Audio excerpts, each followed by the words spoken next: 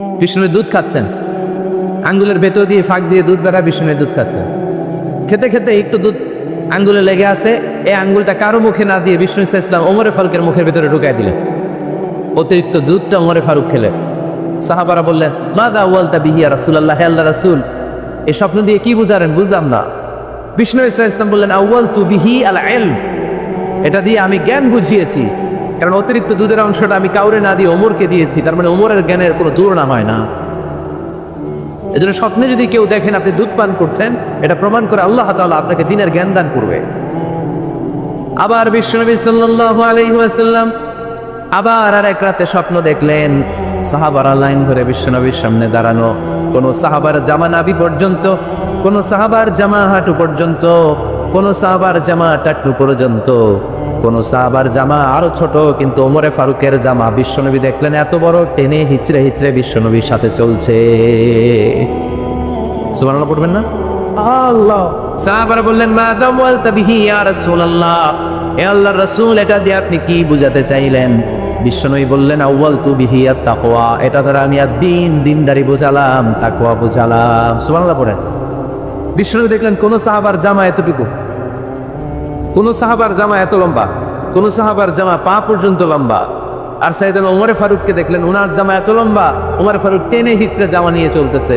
বিশ্বনবী বুঝাতে চাইলেন, ওমরের যেহেতু জামা লম্বা, ওমরের ভেতরে আল্লাহর ভয়, দিনদারিও খুব বেশি। চিল্লায় বলেন ঠিক কিনা? জ্ঞানও দিয়েছেন, আবার দিনদারিও দিয়েছেন। এই দুইটা জিনিস যদি থাকে, এই পৃথিবীটি তাকে সফল রাষ্ট্রনায়ক বানায় দেয় কে? আবার এই পৃথিবীর বুকে যত নারীরা জান্নাতে যাবে, সব নারীদের সর্দারিনী হবে সাইয়্যিদাতুনা ফাতিমা রাদিয়াল্লাহু তাআলা আনহা। এই দুনিয়াতে যত যুবকরা জান্নাতে যাবে, তাদের সর্দার হবে সাইয়েদনা হাসান আর হুসাইন রাদিয়াল্লাহু তাআলা আনহুমা। আর এই দুনিয়ার বুকে যত বয়স্ক মানুষেরা জান্নাতে ঢুকবে, তাদের নেতৃত্ব দিবেন সাইয়েদনা আবু বকর আর সাইয়েদনা ওমর। বয়স্ক যারা আছেন, আপনাদের নেতৃত্ব দিবে কে? হ্যাঁ, একজন কয় আল্লাহ। না, আল্লাহ তো তোমার জান্নাত দিবে, তোমার জান্নাতে নিয়ে যাবে কে? সাইয়েদনা আবু বকর, সাইয়েদনা ওমর। আর ইয়াং যারা তোমরা এসেছো, তোমরা যখন জান্নাতে ঢুকবা, তোমাদের লিডারশিপ দিবে কে? হাসান আর হুসাইন রাদিয়াল্লাহু তাআলা আনহুমা। আর নারীরা যারা জান্নাতে প্রবেশ করবে, এই নারীদের নেতৃত্ব দিবে বিশ্বনবীর কলিজার টুকরা, নয়নের পুটুলি সাইয়্যিদাতুনা ফাতিমা রাদিয়াল্লাহু তাআলা। সুবহানাল্লাহ পড়বেন না? ওমরে ফারুক, the super hero of Muslim উম্মাহ। আমরা কাদেরকে সুপার হিরো বানায় রাখছি আমরা জানি না। এ নায়ক নায়িকা, গায়ক গায়িকা, মডেলরা, চোখ ধাঁধানো গ্ল্যামার নিয়ে যারা চলে, এরা আমাদের মডেল নয়। আমাদের মডেল সাইয়েদনা ওমরে ফারুক। ঠিক কিনা? ঠিক কিনা? ওমরে ফারুক মসজিদে নববীর খতিব খুতবা দিচ্ছেন, আপনারা কথা শুনতেছেন? কষ্ট হচ্ছে? মনোযোগ আছে না গেছে? আছে? আচ্ছা, আর কয়েক মিনিট শুনবেন না? আচ্ছা। ওমরে ফারুক রাদিয়াল্লাহু তাআলা আনহু জুমার খুতবা দিচ্ছেন। ওমরে ফারুক জুমার খুতবা দিচ্ছেন। কিসের খুতবা? খুতবার মাঝখানে হঠাৎ চিৎকার মেরে বললেন, ইয়া সারিয়াত ইবনে জানিমিল জাবাল, ইয়া সারিয়াত ইবনে জানিমিল জাবাল, ইয়া সারিয়াত ইবনে জানিমিল জাবাল। মানে এই সারিয়া, এইদিকে না, জাবাল, পাহাড়ের দিকে, জাবাল, জাবাল, গো টু দা মাউন্টেন, পাহাড়ের দিকে যাও। এই কথা বলে আবার থেমে খুতবা দেওয়া শুরু করলেন। সাহাবারা আগামাথা কিছুই খুঁজে পেল না। আগের কথার সাথেও মিল নাই, পরের কথার সাথেও মিল নাই।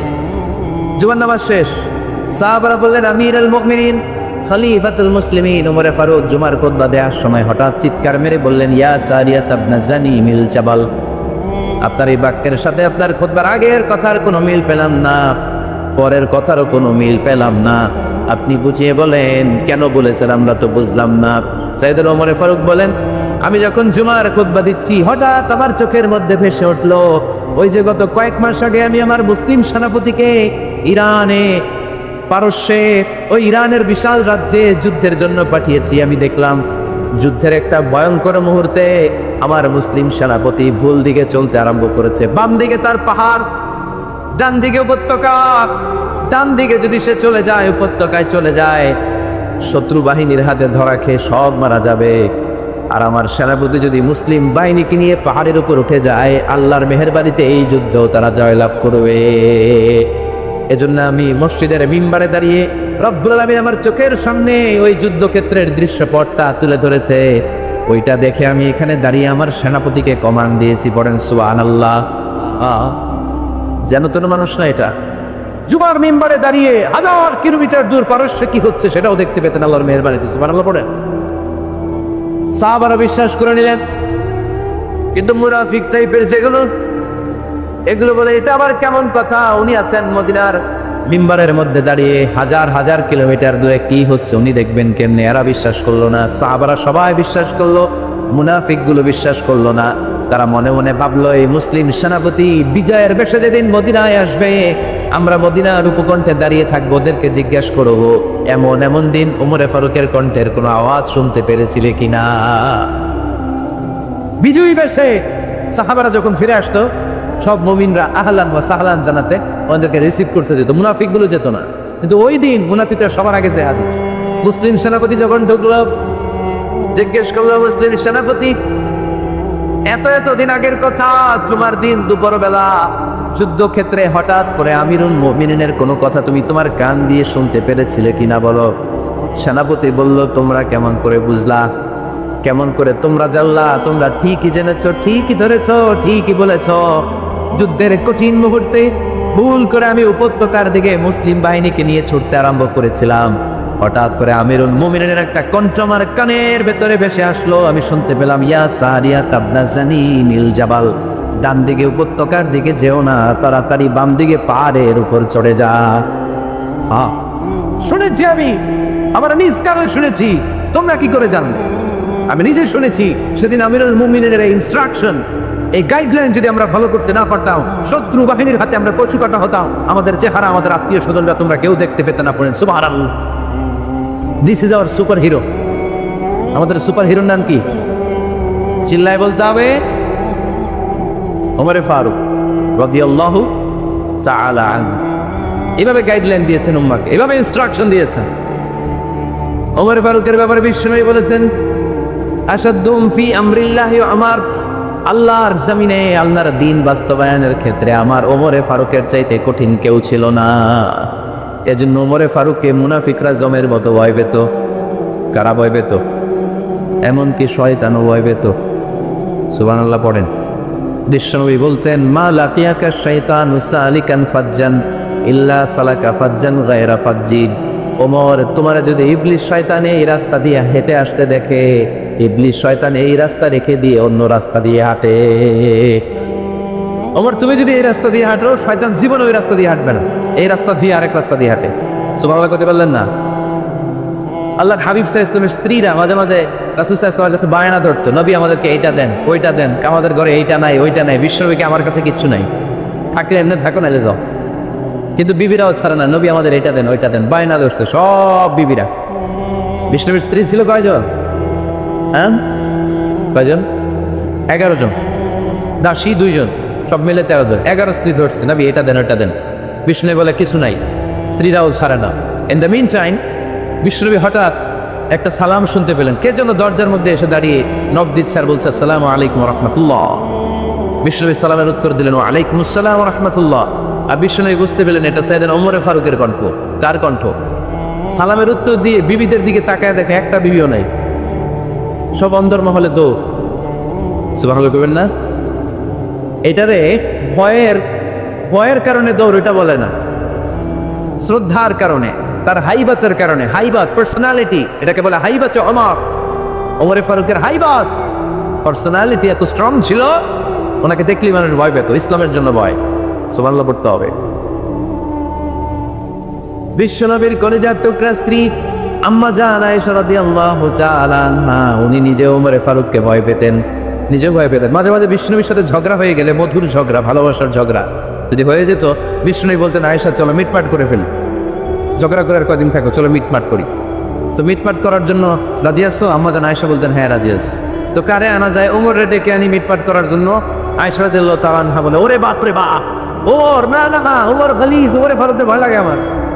সুবহানাল্লাহ কইবেন না? বিষ্ণুনবী যখন বলতেন, আয়েশা তাহলে তোমার আব্বুকে ডেকে আনি, আম্মা জান আয়েশা বলতেন, ঠিক আছে আব্বুরে ডেকে নিয়ে আসেন। আবু বকর রাদিয়াল্লাহু তাআলা আনহুরে ডেকে নিয়ে আসেন। আমার আব্বুর মতো নরম দিলের মানুষ আমি জীবনে দেখি নাই। আবু বকর রাদিয়াল্লাহু তাআলা খুব নরম দিলের লোক ছিলেন। তার বিপরীতে ওমরে ফারুক ছিলেন খুব কঠিন মেজাজে, দুইটাই লাগে। কথা কও, নরমও যেমন লাগে গরমও লাগে। নরম গরমের সমন্বয় দরকার আছে না নাই? আমার সুপার হিরো ওমরে ফারুক রাদিয়াল্লাহু তাআলা আনহু। আমরা যাদের আমাদের ছোট্ট বাচ্চা আছে ঘরে, 2 বছর 3 বছরের শিশু আছে না আমাদের, রাতের বেলা দেখুন খেতে চায় না, খালি মায়ের জ্বালায়। তো মা তখন বলে এই খাও নাইলে ভূত আসবে, ওই যে বিড়াল আসবে, বাঘ আসবে, ভাল্লুক আসবে, এগুলো বলে না? এগুলো বলে ভুলিয়ে বালিয়ে বাচ্চাকে ভয় দেখে খাওয়াতে চায়। লক্ষ্মীপুরে আপনারা কিসের ভয় দেখান? হ্যাঁ, ভূতের? কিসের কিসের? বাঘের? কালা বিলাই, কালাসাদ। আচ্ছা, তো এই যে বাঘ আসবে, ভাল্লুক আসবে, এই তাড়াতাড়ি খাও, বাঘ আসবে। বাঘের কথা শুনলে বাচ্চারা খেয়ে ফেলে ভয়ে, এই ভূত আসলো, ভূত, তাড়াতাড়ি খা, না খাইলে ভূতে ধরবে, তো খা, সাথে সাথে খায়। মদিনাতে যখন ওমরে ফারুক রাদিয়াল্লাহু তাআলা আনহু মদিনার খলিফা, তখন মদিনার বাচ্চারাও মাদেরকে এরকম জ্বালাতো, খেতে চাইতো না। মায়েরা খাবার নিয়ে বাচ্চাদের পেছনে ঘুরতো। তখন মদিনার মায়েরা বাচ্চাদেরকে বলতো তাড়াতাড়ি খাও, হা হুয়া ইয়াতি ওমর, হুয়া ওমর, তাড়াতাড়ি খাও, ওই যে ওমর আসতেছে, ওমর ওমর আসতেছে শুনলেই বাচ্চারা তাড়াতাড়ি খেয়ে ফেলতো, বাঘের মতো ভয় পেত, চিল্লায় পড়েন আল্লাহু আকবার। মুসলিম ইতিহাসে প্রথম চিফ জাস্টিস আবু বকর রাদিয়াল্লাহু তাআলা আনহু যখন খলিফা, চিফ জাস্টিস বানাই দিয়েছেন ওমরে ফারুককে। সর্বপ্রথম কোরআন সংকলনের পরামর্শ দিয়েছেন সাইয়েদনা ওমরে ফারুক। এই যে কোরআন 114 সূরা 30 পারা, আগে কি এরকম ছিল? কথা কন না কেন? আগে গাছের পাতায় লেখা ছিল, পশুর চামড়ায় লেখা ছিল, ওটের হাড্ডির মধ্যে লেখা ছিল কোরআন। এভাবে যখন হাফেজে কোরআন সাহাবারা শহীদ হতে আরম্ভ করলো, এক যুদ্ধে টানা 70 জন হাফেজে কোরআন সাহাবা নিহত হলেন, শহীদ হলেন। ওমরে ফারুক তখন আবু বকর রাদিয়াল্লাহু তাআলা আনহুর কাছে যেয়ে বললেন, আবু বকর, আপনি কোরআন জমা করেন, সব কোরআনের কপিগুলো একসাথে করে এরকম একটা কোরআন করেন। আবু বকর বললেন, না, আমার নবী যেটা করেন আমি এটা করতে পারি না। কিন্তু ওমরে ফারুক ছাড়েন, আর এটা করেন, করলে ভালো হবে, গোটা মুসলিম উম্মাহ উপকৃত হবে। বারবার বারবার বারবার সাইয়েদনা আবু বকর রাদিয়াল্লাহু তাআলা আনহুকে এত জোরাজোরি করতেছিলেন, অবশেষে আবু বকর রাদিয়াল্লাহু তাআলা আনহু বললেন, ওমরে ফারুকের জোরাজোরিতে এই কাজের জন্য আল্লাহ তাআলা আমার হৃদয়টারে খুলে দিলেন। আল্লাহ আমার হৃদয়ের ভিতরে ইলহাম করে দিলেন, আর আল্লাহ বুঝাতে চাইলেন, আবু বকর, ওমরের কথাই শোনো, ওমর যেটা বলে তেমনটাই করো। কারণ ওমরে ফারুককে বলা হয় মুহাদ্দিস। কি বলে? সবাই বলেন কি বলে? মুহাদ্দিস না মিয়া? মুহাদ্দিস মানে যে হাদিস বিশারদ, আর মুহাদ্দিস মানে যার মুখ থেকে আল্লাহর কথাগুলো বেরোয়। আল্লাহ কি বলতে চায়, আল্লাহ তাআলা ওই কথাগুলো, ওই ভাবনাগুলো ওই লোকের মুখ দিয়ে বের করে দেয়। জোরে বলেন সুবহানাল্লাহ। বিশ্বনবী বললেন, লিকুল্লি উম্মাতিন মুহাদ্দিস, সব উম্মতের মধ্যে আল্লাহ তাআলা একজন করে মুহাদ্দিস পাঠায়। আমার উম্মতের মধ্যে মুহাদ্দিস লোকটার নাম হলো ওমর। বিভিন্ন সময়ে ওমরে ফারুক যেমনটা ভাবতেন, ঠিক তেমন কোরআনের আয়াত পাঠিয়েছে কে? মদিনার সবচেয়ে বড় মুনাফিকের নাম হচ্ছে আব্দুল্লাহ ইবনে উবাই ইবনে সালুল। নাম শুনছেন? মুনাফিক ছিলেন তো আপনারা, ভিতরে এক বাইরে আরেক। তার নাম সর্দার হচ্ছে আব্দুল্লাহ ইবনে উবাই ইবনে সালুল। ইন্তেকালের পরে তার ছেলে আব্দুল্লাহ এসে বলে, ইয়া রাসূলুল্লাহ, চমৎকার ঘটনা, মনোযোগ দিয়ে শুনেন। ইয়া রাসূলুল্লাহ, আমার আব্বা আব্দুল্লাহ ইবনে উবাই ইবনে সালুল মুনাফিকদের লিডার, আপনিও জানেন আমিও জানি, কিন্তু আমার তো বাবা, আমার কি, আমার তো মায়া লাগে। ইয়া রাসূলুল্লাহ, আমার আব্বা ইন্তেকাল করেছে, আপনার গায়ের একটা জামা খুলে দেন। কি খুলে দেন? এই জামাটা দিয়ে আমার বাবারে দাফন দিব, আর আপনি যে আমার বাবার জানাজার নামাজের ইমামতি করবেন, আসেন। ওমরে ফারুক বললেন, না, আপনি যাবেন না। বিশ্বনবী দয়ার নবী, মায়ার নবী, রহমতের নবী, মায়া লেগে গেছে। আব্দুল্লাহ চোখের পানি দেখে যেতে আরম্ভ করলেন। ওমরে ফারুক বললেন, খবরদার, নবী যাবেন না। বিশ্বনবী যাওয়ার জন্য রওনা হলেন। ওমরে ফারুক বিশ্বনবীর জুব্বা টেনে ধরলেন। সুবহানাল্লাহ কোন? আমাদের দেশে কি বলতাম আমরা, বেয়াদবি করছে না? না, সম্পর্কটা এমন ছিল। ওমরে ফারুক জুব্বা টেনে ধরেছেন। যখন আল্লাহ আয়াত নাযিল করলেন, ইস্তাগফির লাহুম আও লা তাস্তাগফির লাহুম ওয়া ইন তাস্তাগফির লাহুম 70 মাররাতান ফালাই ইয়াগফিরাল্লাহু লাহুম। বিশ্বনবী ওমর ফারুককে সরিয়ে দিয়ে জুব্বাটা হ্যাচকা টান মেরে জানাজার নামাজের ইমামতি করে আসলেন। আসার সাথে সাথে ওমরে ফারুকের পক্ষে আল্লাহ আয়াত নাযিল করলেন, নবী ইস্তাগফির লাহুম আও লা তাস্তাগফির লাহুম, আপনি মুনাফিক সর্দারের জন্য ক্ষমা চান কিংবা না চান, জুব্বা দেন কিংবা কাঁদেন, যাই করেন না কেন, 70 বারও যদি এই মুনাফিক সর্দারের জন্য আপনি ক্ষমা চান, আমি আল্লাহ আপনার এই দোয়া কবুল করব না। খবরদার, এটাই ফার্স্ট, এটাই লাস্ট, আর কোন মুনাফিকের জানাজা দিতে আপনি যাবেন না। ওমর ফারুকের পক্ষে কোরআনের আয়াত নাযিল করেছে কে? ওইরকম ওমর আমাদের কয়টা লাগবে? চিল্লায় বলতে হবে কয়টা? কারণ সাইয়েদনা ওমর ফারুক আমাদের অনুপ্রেরণা, সাইয়েদনা আবু বকর আমাদের অনুপ্রেরণা, হামজা আমাদের অনুপ্রেরণা, সাইয়েদনা বেলাল ইবনে রাবাহ আমাদের অনুপ্রেরণা। নায়ক নায়িকা, গায়ক গায়িকা আমাদের অনুপ্রেরণা নয়। বিশ্বনবী মসজিদুল হারামের পাশে দাঁড়িয়ে রাতের এশার সালাত আদায় করছিলেন। ওই টাইমে বিশ্বনবী সূরাতুল হাক্কা তেলাওয়াত করছিলেন। কোন সূরা? সূরাতুল হাক্কা বিশ্বনবী তেলাওয়াত করেছেন। ওমর ফারুক মন্ত্রমুগ্ধ হয়ে বিশ্বনবীর কণ্ঠের তেলাওয়াত শুনে, বিশ্বনবীর তেলাওয়াতের কণ্ঠ আমাদের কণ্ঠের মতো নাকি? বিশ্বনবীর কণ্ঠ কারি বাসাদের কণ্ঠের মতো? আহমদ বিন ইউসুফের কণ্ঠের মতো? আমার নবীর কণ্ঠের সুরের ঝংকারের সাথে পৃথিবীর কোনো কারি সাহেবের তুলনা চলবে? কত মধুর, কত সুন্দর, কত অসাধারণ তেলাওয়াত করতেন আমার বিশ্বনবী। একবার তেলাওয়াত শুনলে পাগল না হয়ে কেউ থাকতে পারত না। বিশ্বনবী ওমর ফারুককে দেখেন নাই? ওমর ফারুক লুকিয়ে লুকিয়ে বিশ্বনবীরে ফলো করে। বিশ্বনবী এশার সালাতে সূরা হাক্কা তেলাওয়াত করতে আরম্ভ করলেন। তেলাওয়াত করতে করতে করতে করতে বিশ্বনবী সামনের দিকে যেতে লাগলেন। বিশ্বনবীর চমৎকার কণ্ঠের তেলাওয়াত শুনে ওমর ফারুক মুগ্ধ হতে লাগলো। ওমর ফারুক অবাক, কিরে এত সুন্দর শব্দের গাঁথুনি, এত সুন্দর বাক্য, এত সুন্দর অন্তবিল, এত সুন্দর কথা, এটা কবিতার মতো লাগে। মনে হয় মোহাম্মদ কবি হয়ে গেছে। কি হয়ে গেছে? সবাই বলে মনে হয় মোহাম্মদ কবি হয়ে গেছে, কাব্য প্রতিভা দিয়ে নিজেই কবিতা বানাইছে। ওমর ফারুক যখন মনে মনে ভাবলেন এগুলো মনে হয় মোহাম্মদ কবিতা পড়ে, মোহাম্মদ মনে হয় কবি হয়ে গিয়েছে। ইন দ্য মিন টাইম বিশ্বনবী তেলাওয়াত করছিলেন সূরা হাক্কা থেকে, ওয়ামা হুয়া বিকাউলি শাইরিন কলিলাম মা তুমিনুন। এর অর্থ হলো এটা কোনো কবির বানানো কবিতা নয়, তোমরা অল্প সংখ্যক লোকই এই কোরআনের উপরে ঈমান আনো। সুবহানাল্লাহ পড়েন। বিষ্ণবী ওমর ফারুককে দেখছে নাকি? কথা কয় না, দেখেছে না? বিশ্বনবীর মতো তেলাওয়াত করে যাচ্ছে। ওমর ফারুক যখন মনে করলেন কিরে এই কথাগুলো এত সুন্দর, এটা মনে হয় কবিতা। ইন দ্য মিন টাইম বিশ্বনবী যে আয়াতটা তেলাওয়াত করছিলেন, কোইন্সিডেন্টলি দৈবাক মিলে গিয়েছে। ওই আয়াতের অর্থ ছিল এটা কোনো কবির বানানো কবিতা না, খুব অল্প সংখ্যকই তোমরা ঈমান আনো। এবার তো ওমর ফারুক আটকে উঠলেন। ঘটনা কি?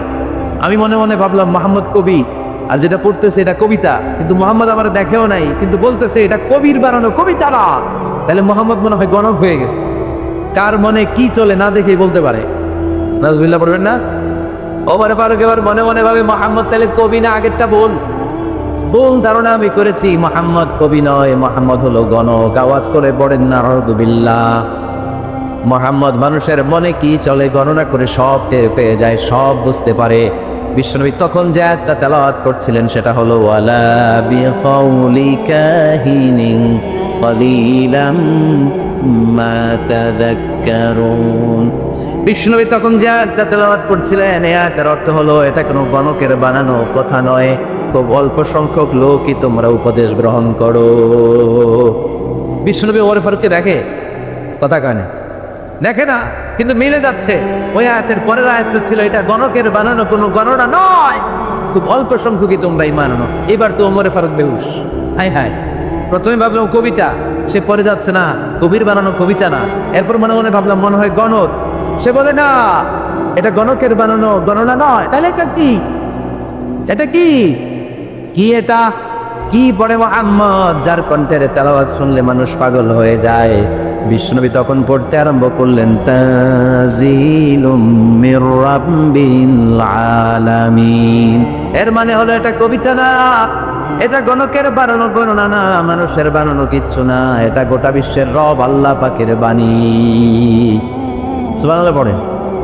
এই 2 নাম্বার ডোজ করলো। প্রথম ডোজ পড়ছে দোয়ার ডোজ। প্রথম ডোজ কিসের? দোয়ার। 2 নাম্বার সূরা হাক্কা দিয়ে আল্লাহ দিলেন এক ধাক্কা। এই সূরা হাক্কার ওই ঘটনার পরে ওমর ফারুক তো পাগল পাগল পড়া কি ঘটে গেল আমার সাথে ওই দিন। আমি মনে মনে যা ভাবি সব মোহাম্মদ বুঝে। আল্লাহ 2 নাম্বার ডোজ দিলেন, সূরা হাক্কা দিয়ে 1 ধাক্কা। সুবহানাল্লাহ পড়েন। এরপরে ওমরে ফারুক প্রায় বিশ্বনবীর কথা ভাবেন, বিশ্বনবী কোথায় যান লুকিয়ে লুকিয়ে দেখেন। এবার রব্বুল আলামিন ভাবলেন এবার সূরা তাহা দিয়ে আমি 3 নাম্বার ডোজ দিয়ে দিব। পড়েন সুবহানাল্লাহ। এবার 3 নাম্বার ডোজ পাবেন। কিন্তু শয়তান ওয়াসওয়াসা দিচ্ছে, ওমরে ফারুক যাও, মক্কায় ঘোষণা হয়েছে মুহাম্মদের কল্লা এনে দিতে পারলে এত এত স্বর্ণ মুদ্রা। শয়তানের ওয়াসওয়াসায় আবার ভুল পথে হাঁটতে লাগলেন সাইয়েদনা ওমর। নাঙ্গা তরবারি নিয়ে বিশ্বনবীর মাথা কাটার জন্য বের হয়ে গেলেন। বনু জাহারা গোত্রের একটা লোক বলে, ওমর তুমি কোথায় যাও? ওমরে ফারুক বলেন, মুহাম্মাদের কল্লা কাটার জন্য যাচ্ছি। পড়েন নাউজুবিল্লাহ। আবু জাহারা গোত্রের লোক বলে, তুমি মুহাম্মাদের কল্লা কাটতে যাও? আরে তোমার বোন ফাতেমা বিনতে খাত্তাব আর তোমার বোনের জামাই সাঈদ, এরা তো 2জন কালিমা পড়ে মুসলমান হয়ে গেছে। আরে মুহাম্মাদের কল্লা পরে কেটো, আগে ঘর সামলাও। যে ওমর, আগে ঘর সামলাও, পরে তুমি মুহাম্মাদের কল্লা কাটতে যাও। ওমরে ফারুক রেগে গেলেন, রাস্তা ঘুরিয়ে বাড়ির দিকে চলতে আরম্ভ করলেন। রাগে তিনি গড়গড় করছেন। ওমরে ফারুকের বোন ফাতেমা বিনতে খাত্তাব, বোনের জামাই সাঈদ, তাদের 2জনকে খাব্বাব রাদিয়াল্লাহু তাআলা আনহু সূরা তাহা ঘরের ভিতরে তেলাওয়াত করে শোনাচ্ছিল। পড়েন সুবহানাল্লাহ। সূরা তাহা দিয়ে আল্লাহ একটু পরে ধাক্কা মারবে আরেকটা। ওমরে ফারুক যখন আসলেন, ওমরে ফারুকের আওয়াজ শুনে খাব্বাব রাদিয়াল্লাহু তাআলা লুকিয়ে গেলেন। ওমরে ফারুক দরজার মধ্যে কড়া নাড়লেন। বোন বলে, কে তুমি? সাইয়েদনা ওমর বললেন, আমি ওমর। খুলে দেওয়া হলো। ঘরের ভেতরে ঢুকেই কথা নাই বার্তা নাই, নিজের আপন বোনকে মারতে শুরু করলো ওমর। বোন জামাইকে আঘাত করতে শুরু করলো। মারতে মারতে নিজের কলিজার টুকরা বোনকে, বোনের জামাইকে সাইয়েদনা ওমরে ফারুক পিটাতে পিটাতে রক্তাক্ত করে ফেললেন। গা দিয়ে ফিনকি বের হয়ে যখন রক্ত বের হয়, সাইয়েদনা ওমরে ফারুকের দিলের মধ্যে মায়া তৈরি হয়ে যায়। সাইয়েদনা ওমরে ফারুক বললেন, আমার কলিজার টুকরা বোন আর বোন জামাই, তোরা কেন মুহাম্মাদের কথায় পাগল হলি? বুঝলাম না কেন মক্কার লোকগুলো পাগল পড়া হয়ে সব মুহাম্মাদের দলে চলে যায়। কি এমন কথা মুহাম্মদ তোদের শোনায়? কি এমন বাণী তোদের শোনায় যে বাণী শুনে সব তোরা মুহাম্মাদের দলে চলে গেলি? কি আছে মুহাম্মাদের কাছে? কি কি জাদুটা? কি কি জাদু পেলি সেখানে? আমার একটু দেখা। বোন ফাতেমা বলে, না ভাই, ইন্নাকা রিজিস, তুমি নাপাক। লা ইয়ামাসসুহু ইল্লাল মুতাহহারুন, পাক পবিত্র না হয়ে আল্লাহর এই কালামে স্পর্শ করা যায় নাকি? আওয়াজ করে বলেন, স্পর্শ করা যায়? ভাই তুমি গোসল করে আসো, তাহলে তোমার হাতে তুলে দিব, তুমি পড়লেই বুঝতে পারবা কি আছে আল্লাহর এই কোরআনে। সুবহানাল্লাহ পড়েন। সাইয়েদনা ওমর ফারুক গোসল করে আসলেন। বোন এবার সূরা তাহা চামড়ার মধ্যে সূরাতু তাহার কিছু অংশ লিখে খাব্বাব রাদিয়াল্লাহু তাআলা লুকিয়েছিলেন ওনার হাত থেকে। সূরা তাহার অংশটা নিয়ে সাইয়েদনা ওমর ফারুকের বোন ওমর ফারুকের হাতে দিয়ে বলল, ভাই তুমি আসার আগে এই অংশটা সবাই মিলে তেলাওয়াত করছিলাম। ওমর ফারুকের হৃদয়টা তখন একেবারে নরম, কারণ আগে ধাক্কা খাইছি কয়টা? জোরে বলতে হবে। প্রথম ধাক্কাটা কিসের? হ্যাঁ, দোয়া। দ্বিতীয়টা হাক্কা, সূরার নাম হাক্কা দিয়ে দিছেন আল্লাহ ধাক্কা। এবার দিল সূরা তাহার ধাক্কা। ওমর ফারুক হাতে নিলেন। খুব ভালো আরবি জানতেন, চমৎকার আরবির অর্থ বুঝতেন, কারণ আরবি ভাষাভাষী মানুষ। হাতে নিয়ে নজর দেওয়ার পরে ওনার চোখ দিয়ে দাঁড় দাঁড় করে পানি বের হয়ে গেল। ওমর ফারুক আয়াতগুলোর দিকে তাকিয়ে পড়তে আরম্ভ করলেন। তাহা মা আনজালনা আলাইকাল কুরআনা লিতাশকা ইল্লা তাযকিরাতান লিমান ইয়াখশা তানজিলাম মিম্মান খালাকাল আরদা ওয়াস সামাওয়াতিল উলা। পড়েন সুবহানাল্লাহ। উনি পড়তে আরম্ভ করলেন, তাহা মা আনজালনা আলাইকাল কুরআনা লিতাশকা, এই কোরআনকে হতভাগা জাতি হিসেবে থাকার জন্য তোমাদের উপর নাজিল করি নাই। তানজিলাম মিম্মান খালাকাল আরদা ওয়াস সামাওয়াতিল উলা, এটা ওই রবের পক্ষ থেকে, ওই সত্তার পক্ষ থেকে নাজিল হয়েছে যেই রব জমিন তৈরি করেছেন, যেই রব বিশাল সুবিশাল আকাশও তৈরি করেছে। সুবহানাল্লাহ পড়েন। সূরা তাহার এই চমৎকার অসাধারণ শব্দগাঁথনি দিয়ে এই আয়াতগুলো যখন পড়তে আরম্ভ করলেন, ওমর ফারুক আর নিজের উপর ব্যালেন্স রাখতে পারলেন না, আর ধরে রাখতে পারলেন না। এবার ডাইরেক্ট অ্যাকশন। এবার কি? এবার কি? 3 নাম্বার ধাক্কা খেয়ে, সূরা তাহার ধাক্কা খেয়ে আর সামলাতে পারলেন না। পাগলের মতো হয়ে গেলেন, বলতে আরম্ভ করলেন আইনা মোহাম্মদ, মোহাম্মদ কোথায়? সাইয়েদনা খাব্বাব বললেন বিশ্বনবী সাফা পাহাড়ের পাদদেশে দারুল আরকাম ইবনে আবিল আরকামের ঘরে বসে বসে লুকিয়ে লুকিয়ে কোরআনের দাওয়াত দিচ্ছে। ওমর, তুমি যদি মুহাম্মদ সাল্লাল্লাহু আলাইহি ওয়াসাল্লামের দেখা পেতে চাও তাড়াতাড়ি দারুল আরকামের ঘরের দিকে ছুটে যাও। ওমরে ফারুক তলোয়ার নিয়ে ছুটলেন, পাগলের মতো ছুটলেন, আর ধৈর্য ধারণ করতে পারেন না। বিশ্বনবীর নূরানি চেহারাটা একবার দেখার জন্য পাগলের মতো ছুটতে আরম্ভ করলেন। ওমরে ফারুককে দারুল আরকামের কাছে আসতে দেখে বিশ্বনবীর চাচা হামজা ইবনে আব্দুল মুত্তালিব এসে বলে, নবী তাড়াতাড়ি দারুল আরকামের ঘর থেকে আপনি পালিয়ে অন্য কোথাও চলে যান। ওই যে ওমর ইবনে খাত্তাব নাঙ্গা তলোয়ার নিয়ে আপনার উপর আক্রমণ করার জন্য ছুটে আসছে গো নবী। বিশ্বনবী বললেন, ও আমার সাহাবারা, ও আমার চাচা হামজা, সবাই আপনারা সরে যান, ওমরে আসতে দেন, ওমরে বাধা দিয়েন না। কারণ কিছুদিন আগে তাহাজ্জুদের নামাজ পড়ে আমি আল্লাহর কাছে একটা বিশেষ দোয়া করেছি, আমার মন বলছে ওই দোয়াটা আল্লাহ কবুল করতে শুরু করেছে।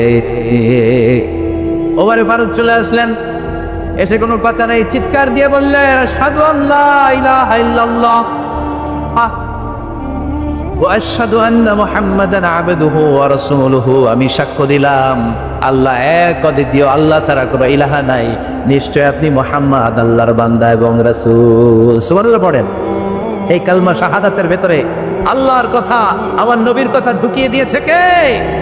ঝিনুকের ভেতর লুকিয়ে থাকে যেমন মতি, ঝিনুকের ভেতর লুকিয়ে থাকে যেমন মতি, কালমা শাহাদাতে আছে আল্লাহর জ্যোতি, কালমা শাহাদাতে আছে আল্লাহর জ্যোতি। পড়েন, ঝিনুকের ভেতর লুকিয়ে থাকে যেমন মতি, ঝিনুকের ভেতর লুকিয়ে থাকে যেমন মতি, কালমা শাহাদাতে আছে আল্লাহর জ্যোতি, কালমা শাহাদাতে আছে আল্লাহর জ্যোতি।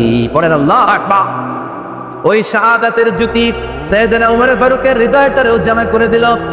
দুনিয়ার সব ভয়কে পেছনে ফেলে এক আল্লাহর ভয়কে অন্তরে ধারণ করে আওয়াজ করে পড়লেন আশহাদু আল্লা ইলাহা ইল্লাল্লাহু ওয়াহদা লা শারীকা লা ওয়া আশহাদু আন্না মুহাম্মাদান আবদুহু ওয়া রাসূলুহু। পড়েন সুবহানাল্লাহ। তিনটা ধাক্কা, ছয়টা, সবাই বলতে হবে কয়টা? প্রথম ধাক্কাটা দোয়া, দ্বিতীয় ধাক্কা হাক্কা, তৃতীয় ধাক্কা সূরা তাহা। তিনটা ধাক্কার মাধ্যমে সাইয়েদনা ওমর ফারুককে মুসলমানদের লিডার বানিয়ে দিল কে? ওমর ফারুক কালিমা পড়ে মুসলমান হয়ে গেছে। নও-মুসলিম সাহাবাদের মধ্যে আনন্দের বন্যা বয়ে গেল। বিশ্বনবী খুশি হয়ে গেলেন, আল্লাহ শুকরিয়া করলেন, আল্লাহ তুমি আমার দোয়া ফিরিয়ে দাও নাই, আমি বলেছি দুজনের একজনকে চাই, তুমি ওমরে ফারুককে দান করেছো। বলেন আলহামদুলিল্লাহ। এবার ওমরে ফারুক বিশ্বনবীর প্রশ্ন করলেন, নবী আলাসনা আলাল হক, আমি প্রশ্ন করি উত্তর দেন, আমরা কি সত্যের উপর নাই? বিশ্বনবী বললেন, বালা ওমর, আমরা এই সত্যের উপরে আছি। আমাদের কোরআন কি সত্য নয়? বিশ্বনবী বললেন, কোরআনও সত্য। আমাদের রব আল্লাহ কি সত্য নন? বিশ্বনবী বললেন, সত্য।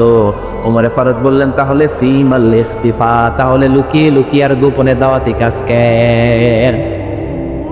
আপনি সত্য নবী, কোরআন সত্য কিতাব, আমার রব আল্লাহ সত্য, আর আমি ওমর কালিমা পড়ে মুসলমান হয়ে গিয়েছি, তাহলে ফিমাল ইখতিফা, আর লুকিয়ে লুকিয়ে কোরআনের দাওয়াত দিবেন কেন? বের হন, মক্কার শহরের মাঝখানে চলে আসেন, চিৎকার করে আমরা আল্লাহর নামের ঘোষণা দেব। বিশ্বনবী ডেকে বললেন, না ওমর, এটা মাক্কি জীবন, ওমর এটা মাক্কি জীবন, এখানে দাওয়াতি কাজ করব লুকিয়ে লুকিয়ে, আস্তে আস্তে। আল্লাহ যখন আমাদেরকে বিজয়ী করে দিবেন তখন আমরা প্রকাশ্যে দাওয়াত দিলে কোনো সমস্যা নাই। সাইয়েদনা ওমর ফারুক বলেন, না ও নবী, আমার উপর ছেড়ে দেন, আমি দেখব আপনি আমারে শুধু মক্কার জামিনে একটা মিছিল দেওয়ার অনুমতি দেন। কিসের অনুমতি? আল্লাহর নামের তাকবীর দেওয়ার অনুমতি দেন। বিশ্বনবী বললেন, ঠিক আছে, সাবধানে তাকবীর দিও। ওমরে ফারুক তাকবীর দেওয়ার জন্য লোক খুঁজতে আরম্ভ করলেন। নও-মুসলিম 11 জন সাহাবাকে খুঁজে পেলেন। কয়জন? ওমরে ফারুক বললেন 11 জনই চলবে। 11 জনকে 2 লাইন করলেন। কয় লাইন? পিছনে 6 জন, সামনে 5 জন। পিছনের লাইনের নেতা বানিয়ে দিলেন বিশ্বনবীর চাচা হামজা ইবনে আব্দুল মুত্তালিবকে। প্রথম লাইনের 5 জনের নেতৃত্ব দিতে আরম্ভ করলেন সাইয়েদনা ওমরে ফারুক নিজেই। 2 লাইন তাকবীর দিতে পারলে বেশি মানুষ লাগে না, 10 জন দিয়ে গোটা বিশ্বটারে কাঁপিয়ে দেওয়া যায়। 11 জন, 6 আর 5 ওমর ফারুক সামনে দাঁড়ালেন। ওমর ফারুক সামনে দাঁড়িয়ে এবার আল্লাহর নামের স্লোগান দিবেন। ওমর ফারুক বলেন, আমরা খুব লম্বা চূড়া স্লোগান দিব না, খুব ছোট্ট, দারুল আরকামের ঘর থেকে কাবা ঘর পর্যন্ত, বাইতুল্লাহ পর্যন্ত, এতটুকু জায়গায় আমরা তাকবীর দিতে দিতে সামনের দিকে এগোবো, পৃথিবীর কোনো শক্তি আমাদেরকে থামাই দিতে পারবে না। ওমর ফারুক তখন এক বাক্যের একটা ভাষণ দিলেন। কয় বাক্যের? ওমর ফারুক সামনে দাঁড়িয়ে বললেন, মান আরাদা আন তাসকুলা উম্মু ইয়াতামা ওয়ালাদু তারমিলা যাওজাতুহু ফালিয়াসুদ্দানি। কে আছো? মান আরাদা আন তাসকুলা উম্মু, কে আছো মায়ের বুক খালি করতে চাও? ইয়াতামা ওয়ালাদু, কে আছো বাচ্চাগুলারে, সন্তানগুলারে ইয়াতিম বানাতে চাও? তারমিলা যাওজাতুহু, কার এত বড় বুকের পাটা আছে দেখি, কে আছো স্ত্রীকে বিধবা বানাতে চাও? বুকের পাটা থাকলে আমি ওমরের থামাও, যদি সাহস থাকে আমি ওমরের মিছিল থামাও। ওমর ফারুক শুরু করলেন, আল্লাহু আকবার, আল্লাহু আকবার, আল্লাহু আকবার।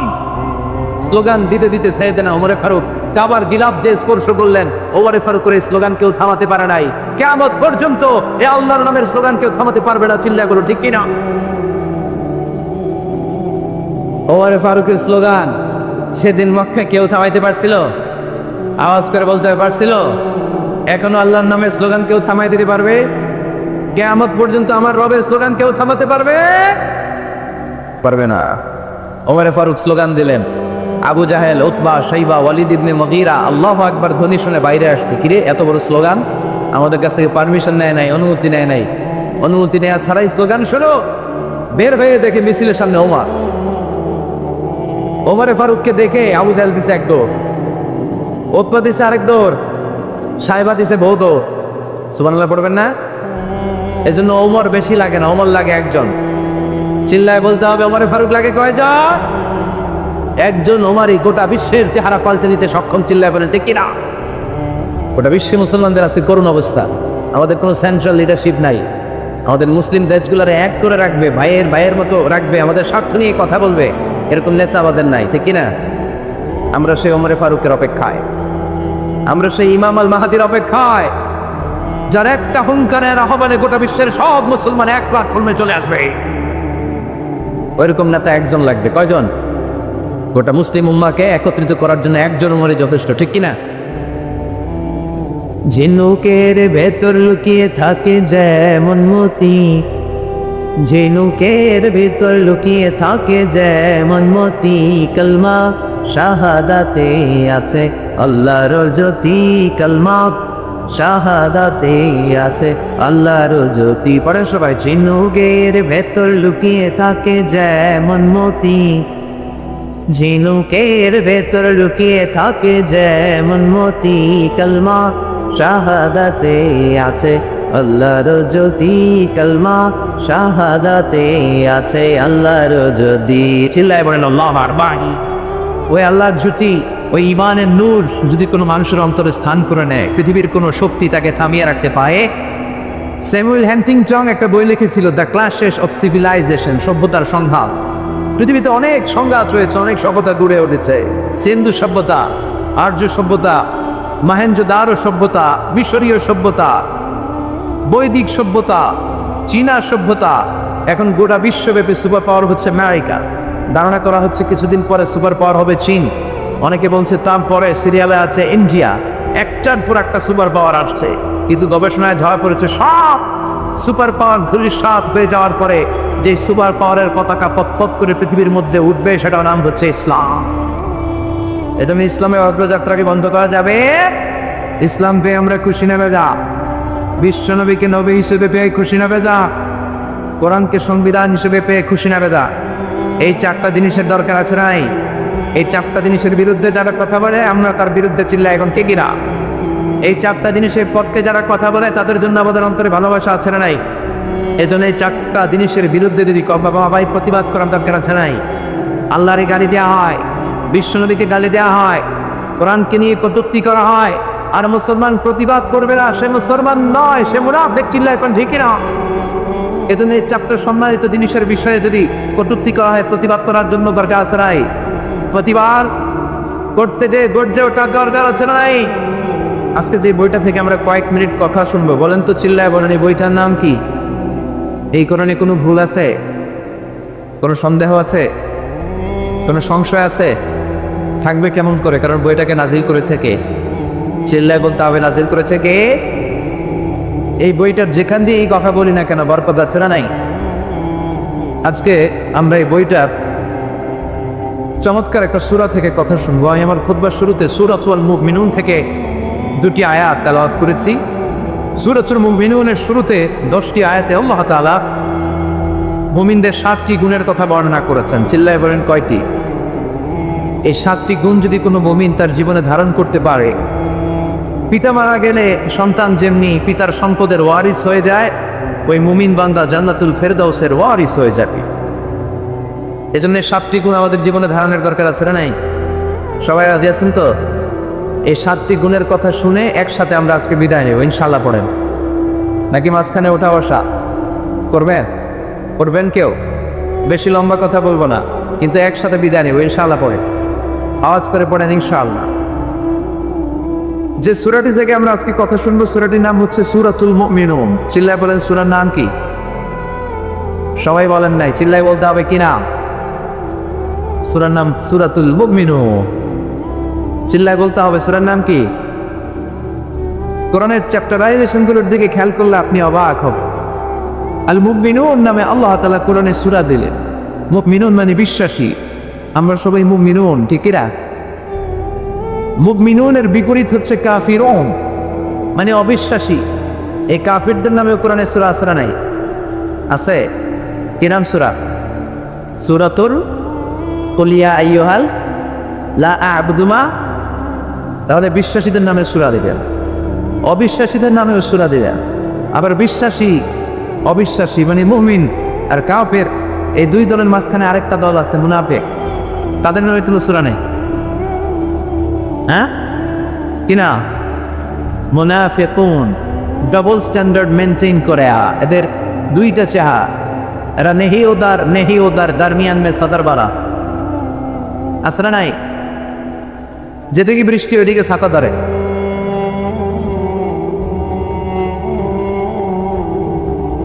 যখন যারা ক্ষমতায় তখন তাদেরকে তেল মারে। এখন অবশ্য ক্ষমতার পরিবর্তন নাই,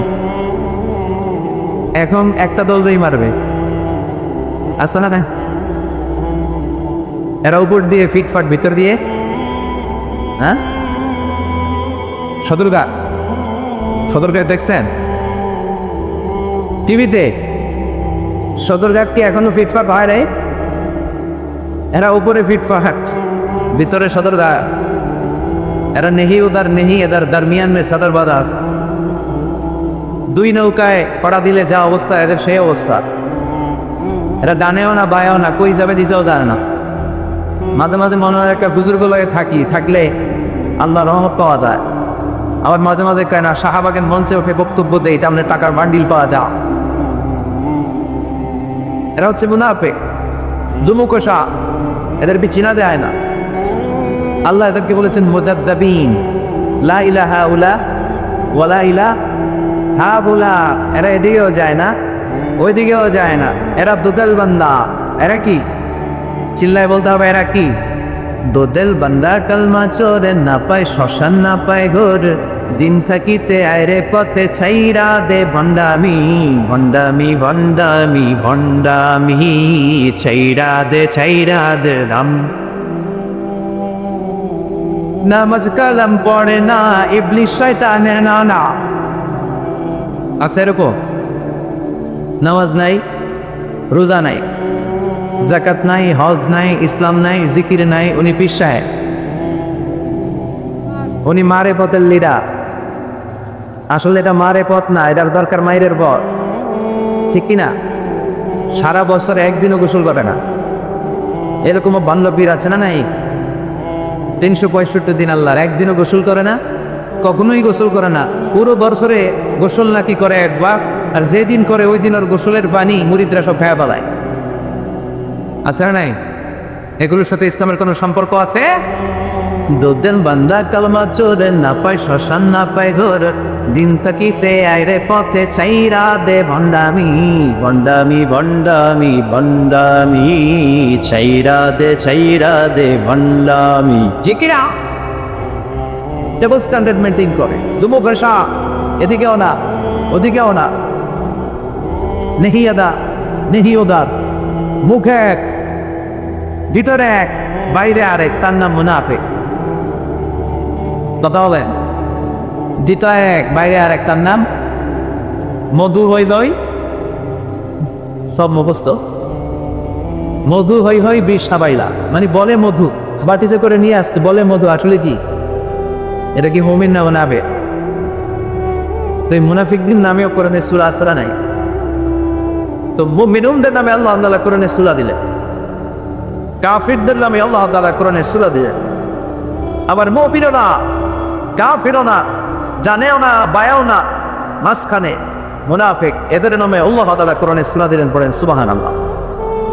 এখন বলেন, the decision is yours, choice হচ্ছে আপনার, দ্য চয়েস ইজ ইয়োর্স, সিদ্ধান্ত আপনার। আপনি কি কাফিরদের দলে যাবেন না মুনাফিক